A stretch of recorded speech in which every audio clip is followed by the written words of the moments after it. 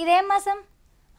బట్టలకు ఆఫర్లు పెట్టినంటే ఆషాఢ మాసం, మన్మథనామ సంవత్సరం, శుక్లపక్షం, ద్వాదశి జూలై 29. ఏ ముహూర్తాలేమో కానీ ఈ పంచాంగాలు పరమ కన్ఫ్యూజ్ చేస్తున్నాయి. ఏ ముచ్చట్లా అనుకుంటుర్రా?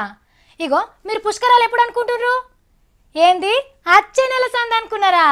అర్రే నేను కూడా గదే అనుకున్నా, కానీ అది కాదట. అరే నిజముల్లా నేను చెప్తలేను, కావాలంటే గీ ముచ్చటి నుండ్రి. ఊరూరుకో యాసున్నట్టు గీ పంతులు పెట్టే ముహూర్తాల పుస్తకాలల్లో కూడా పేజీ పేజీకో తీరు రాతలు ఉన్నట్టున్నాయి.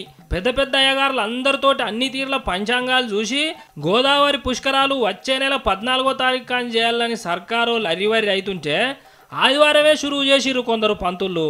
రాజమండ్రి కాడ పొద్దు ఒడిసే ఆళ్లకు గోదాట్ల మునిగి సూర్యునికి దండం పెట్టి పుష్కరాలు షాలైనాయి అన్నారు.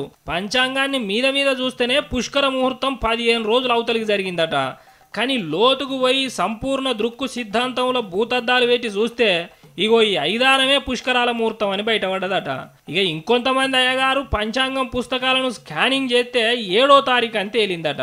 ఇక ఆ రోజే తానాలు చేసి పుష్కరాలు షురువు చేయాలని తయారైతున్నారు కొందరు.